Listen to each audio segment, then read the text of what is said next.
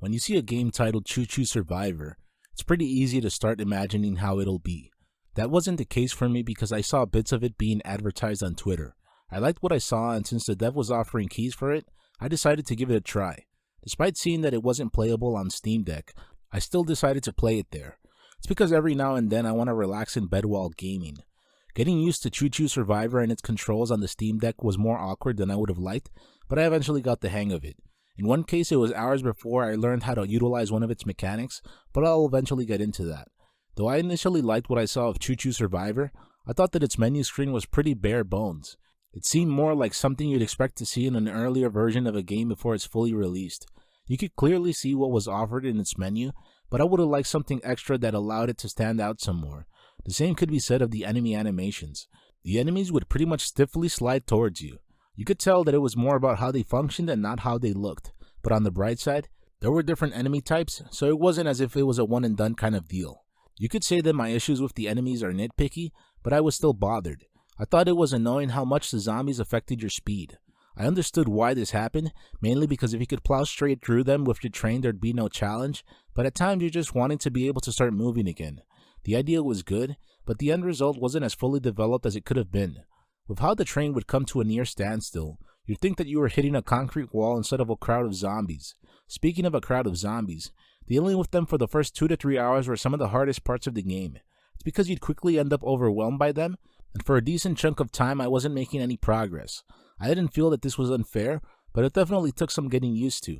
Once I started to unlock other trains and permanent upgrades, Choo Choo Survivor started to get easier.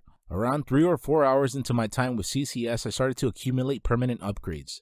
This was incredibly helpful because even if I wasn't fully familiar with the in-game upgrade system, at least I had noticeable changes on my side from the start of a run. I realized that I had to put a lot of thought into the upgrades as I was playing. Since there were a variety of upgrades available, mainly damage, rate of fire, pushback, and multiple weapons, I had to try things out a few times to get the hang of it. I'd eventually come to realize that I was better off upgrading my weapon's rate of fire because I'd immediately see the difference between the base stats and the upgraded stats.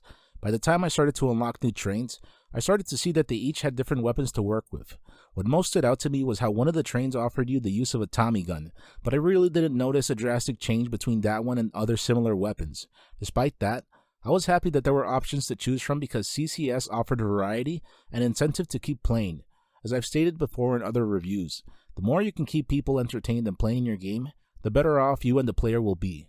I want to say that CCS was pretty hands-off, seeing as how it didn't ask a lot of you when it came to controlling it, but there were moments where you had to stay on your toes. Some supplies would automatically come to you, but you'd have to click on some of the others to get them to head towards you. There definitely were pros and cons to how this item retrieval system worked, and I liked that. One negative I noticed was that the more you upgraded your train and its speed, the harder it was to get supplies. This was made even worse due to the fact that the supplies would have to reach the main train. This happened despite your train having a second cabin. It left me wondering what was the point of it being there if it didn't matter in one of the more important parts of the game.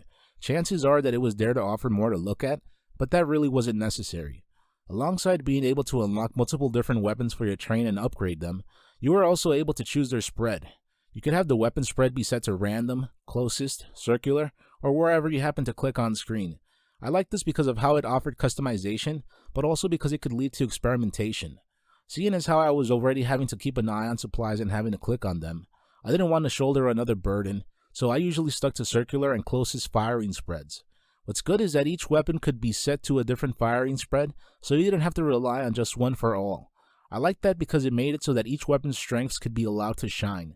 At the same time, I also liked that there was a limit to the number of weapons you could have on your train. The saying less is more comes to mind.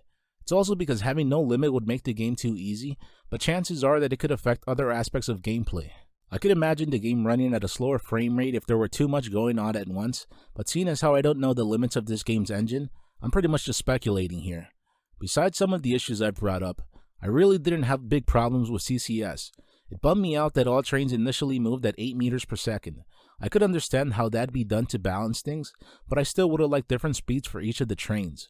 Rather than having them all run at 8 meters per second, you could have had the entry-level trains start at 3 meters per second, 5 meters per second, and then start adding more speed after unlocking upgrades.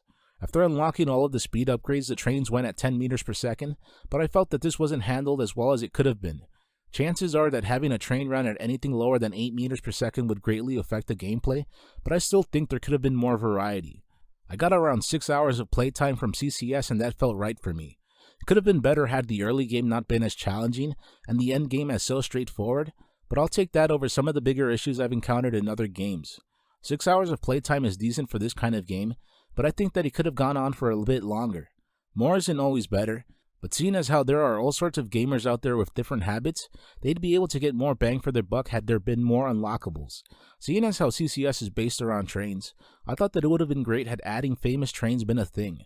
For example, the train from Back to the Future with the DeLorean in front, or even Thomas the Tank Engine.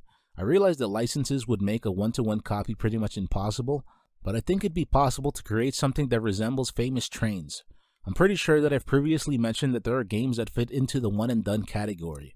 That refers to the idea that one playthrough is enough. In the eyes of some that's bad, or even insulting, but not to me. Seeing as how everyone doesn't have the time to play 100+ hour games, it's nice to have something that you can easily pick up and drop whenever you're tight on time. It's one of the reasons why CCS stands out to me. I pretty much spent one night playing it, but others might get more out of playing it over an extended period of time. From afar, it may seem that Choo Choo Survivor doesn't offer much, but that's not true. It's not mechanically complex, but there's enough to keep you attentive as to what's playing out on screen. I don't think that this is the next great indie game, but every indie game doesn't have to fit into that mold. I'm sure that devs would love for their game to be thought so highly of, but at the end of the day, if you can get a decent number of playtime from it and have fun, I'd say that's more than what some games out there currently have to offer. I don't consider Choo Choo Survivor a must-play, but I do recommend it because of how quickly it grabbed and held my attention. Do you think little of games that have a bare-bones approach when it comes to its art design? Should vehicles in a game greatly differ from one another? Let me know what you think about those questions and if anything else comes to mind.